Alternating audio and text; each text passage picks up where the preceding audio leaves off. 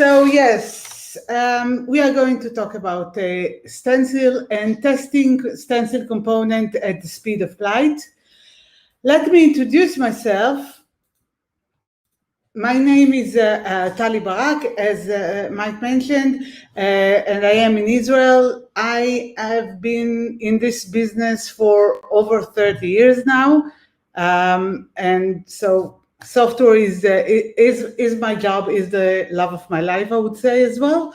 Besides, you can find me on these channels. I'm working today as a senior full stack developer at a company called Yoobic. Ubik is developing a mobile platform for deskless employees, mainly in the retail. So it's an application that help people like in the retail industry manage their daily job and go and keep tracking of all the tasks that they need to do. We've been with Ionic for quite a long time. With the whole Ionic stack, I would say. Today we have moved to Stencil about 3 or 4 years ago. Today we have about 300 Stencil components in our application. We use them both for mobile and for the web. And we have recently switched from Cordova, which was building our our mobile app for a while, to Capacitor. And I have to say, Capacitor is great. We're enjoying speed. We're enjoying the developer experience all over the place.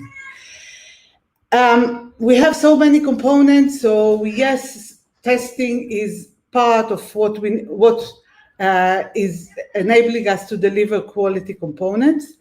And we have been using Stencil since before version 1.0, all the way now to version 2. And we've learned quite a lot about how to test Stencil components. But let me go back for just a second. Well, that's enough about me. Let me say something about you. I will assume that if you're here, you know something about Stencil, or you've heard in the keynote. I'm not going to explain too much about Stencil. Also, I'll have the assumption that you are familiar with the testing framework and what is a testing framework, how it works, and also that you're convinced that testing practice. There are a lot of talks that are going to convince, and I totally agree with everything they say about how testing is useful, but I will leave that out for now and focus on the testing itself. But I do want to talk a bit about the different types of tests that exist. So we usually start with the unit test. Unit test is when we take a single component or a single function or a single class, and we test it with code totally in isolation. We just verify that if it needs to do some sort of calculation, we get the right result, that it handles, if it is that it can return the right value, get the right parameters, and so on. Unit tests are great. They don't always work. And this is a classic example. You can search that all over the internet about 2 unit tests, 0 integration tests. We see that each drawer is working on its own, but there's a problem. And integration tests are actually making sure that if you take multiple units, they also work together. So you can actually glue one to each other and make sure this all works together. So, but when we do integration tests, we won't necessarily test our whole system, doing everything going from the database to the UI. For that, we have the other type of testing, which is the end-to-end, or sometimes called functional testing. Having an end-to-end test means that we set up our full platform, our mobile application, our web application, if we have a web server, backend server, database, and we make sure that all of them work together. Is we take we emulate a nice user like this nice guy here, and we make sure that whatever the user wants to do, they achieve it successfully.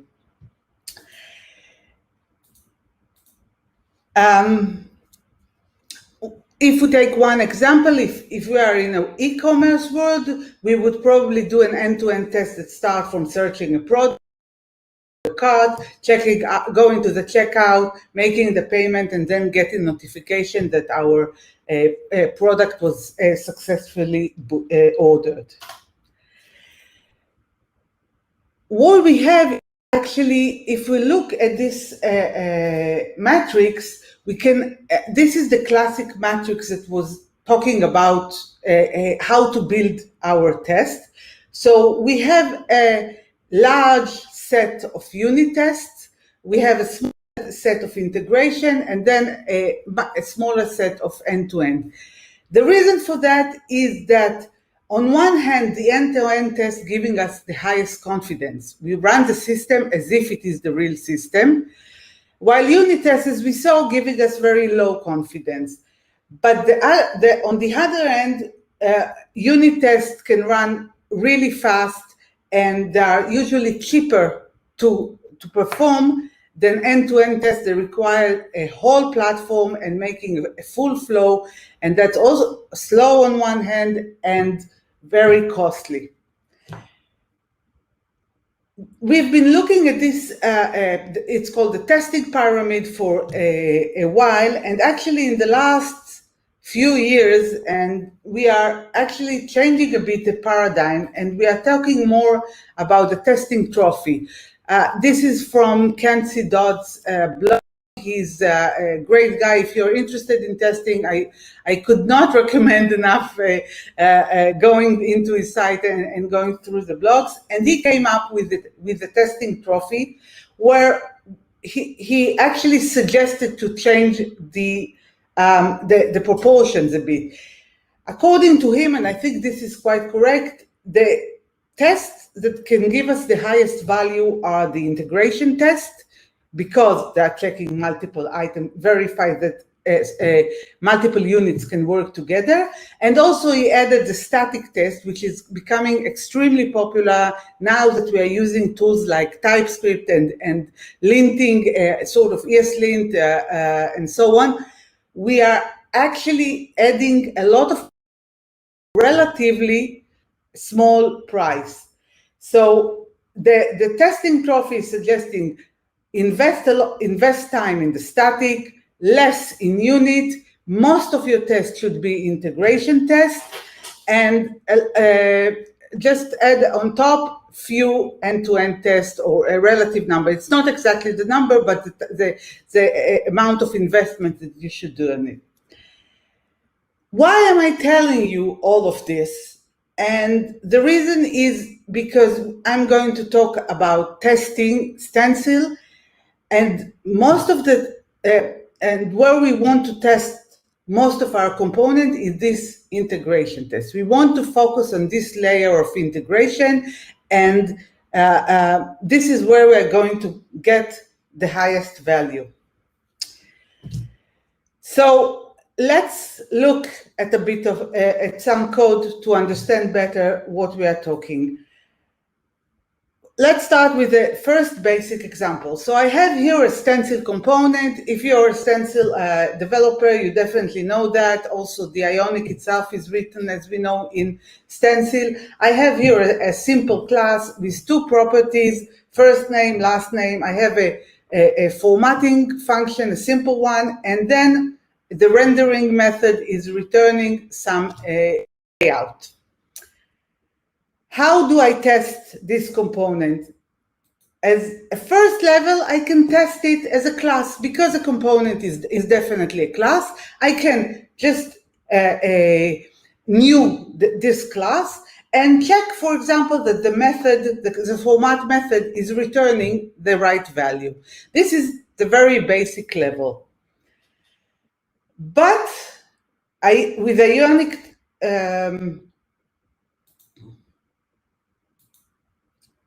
sorry, with the stencil tools, we can actually do more than that. We can actually render the component and work with it. So we are using a method that is provided in Ionic Stencil, and I'll talk about it in a second. It is called new spec page. I'm just passing it an HTML as if this was rendered in one of my other inside my Angular or any other type of page that I'm rendering in. I'm telling Stencil which components are going to. For example, just for readability and clarity, I only used one component, but you can specify here multiple components and they will all render on your page. So this is why you can use it actually as integration. And then I can use, I get back actually component, and I can use this to query the component that I render and check all the expectation within my test. In this case, I can just query the nice class and expect that it will exist. I can also have access to standard web methods like in HTML and make sure that the whole item is rendered. Even more than that, because I'm using here Jest has a great tool that even if you don't test Stencil Component, you should really know it, which is the snapshotting. So you have the ability to just take a snapshot of what the HTML looked like. In this case, the full HTML, and it will be saved. And every time you run the test, if there was a change inside the HTML, your test will fail, and you can look at it and verify if that was a desired failure or if it's a wrong one, and then you should go and fix. Let me tell you a bit about the secret behind this thing, which is the tool that Stencil provides, which is called the MockDock. It was added in Stencil 1.13, in Stencil 1. And MockDock is what makes this work really, really fast. Because MockDock is not a real browser. It is just mocking the browser API within a node module. It doesn't really render, so you cannot take a snapshot, a visual snapshot. For that, by the way, you can add some sort of visual testing tools, but it will behave in everything else like if it is a real browser. If you're familiar with this, it's quite similar to the JS DOM. The reason that the Stencil team at the time decided to divert from JS DOM is because it didn't really have a good support for Shadow DOM, which was really, or for web components in general. And actually, MockDock is great. And it is fast, it is speedy, it is rapid, it goes in high pace. Every word that you want, you can just run your test really, really fast, get the result. But we get another value from having it. The fact that it is a node module, it actually means that we have only one process to run. We don't test on a real browser where we have the node and the browser at the same time, but actually we only test on the node. That makes the testing much more stable. We don't need to synchronize the two processes, and much more debuggable because we need to work only in a single flow. So this is how the MockDock is actually working. You get the new spec page from the Stencil code testing. You can create the HTML and the component, multiple components, and you get back a page object with different items that you can use according to your test. So you can get the top level component, which is the root. You can get a doc, which is equivalent to the browser document, or a wind, which is the same as window. You will have the same API. You can also get a root instance of the component. So you can actually have an instance and run the same test that we do on instance. So let me take you through a few more tricks. What else can you do with it? And this, unfortunately, we don't really have a lot of documentation on this, so maybe this could be useful if you are going to test your stencil components. The first one is shadow true. If you are building stencil web component, you might want to enable the shadow DOM capability. Everything else, this component is identical, apart from the shadow, it's identical to the previous one. And the way to test it is basically the same. You're rendering the component that you want, and the only difference is that your root, if your top level component is a web component with shadow DOM, all you need to do to access it is just go to the shadow root, and any other component down the hierarchy you can also access it by accessing the shadow root. But you don't have to do that. This is one option. The other option is that Stencil has the ability to support shadow DOM false, which means I know that my component is a web component with the shadow DOM, but please, Stencil rendering on the MockDock, ignore this.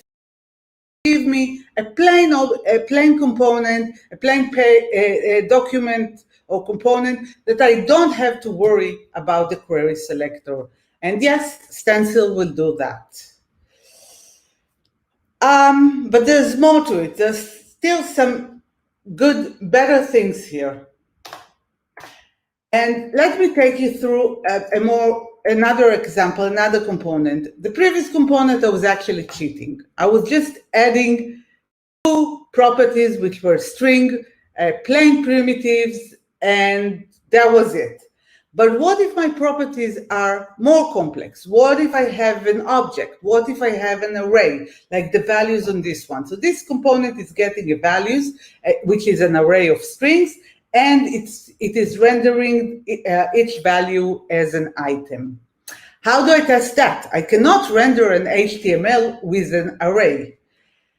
So the first method that I can do is actually, I'll have a new spec page.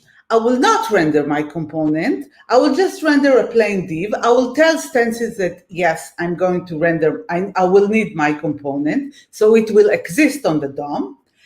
And then I will manually create an element. Take my component, create an element, set up all these values to the instance itself, and then I can append it to, I can append this component that I created on the document to the page.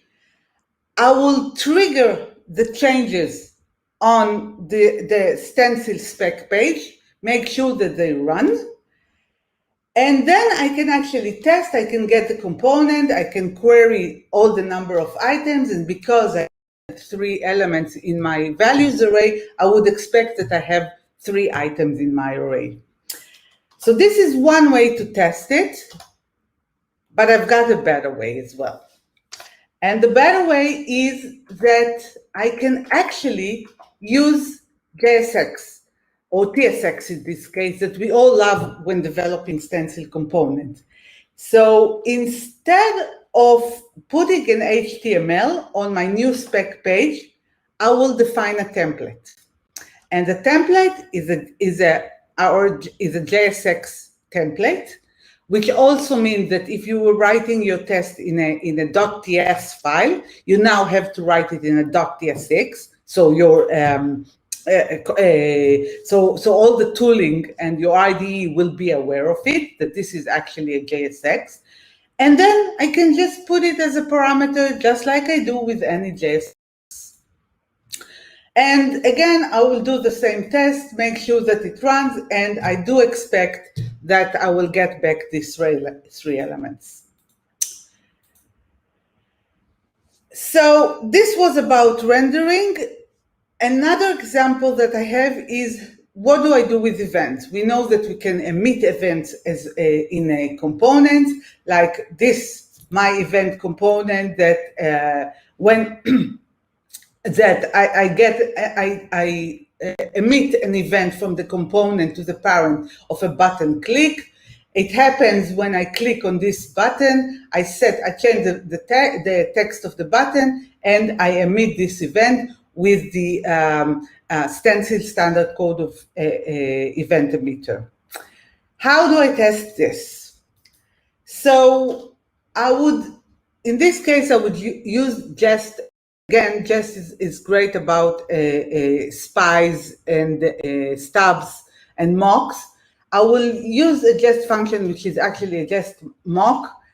I will render the template, and I will set my event to actually to be triggered on to call my spy. So I'm using this button spy method to get the event triggered. And now I can query the button, which is inside my component, and I click on it. I make sure that Stencil does its magic and renders everything. And then I expect that the button spy has been called, and I can also actually check that the value is the value I emitted by using the mock calls option on Jest function that will get me the exact detail of the call.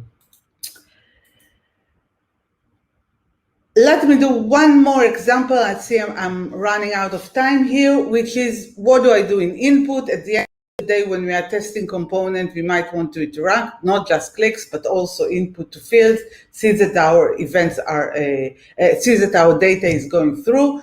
So here again, I have another simple example. This input component has an input, and it on input, it will trigger the onInput changed method, which will take the element, take the value, and also emit the value that was inputted as event, so parent components can use it.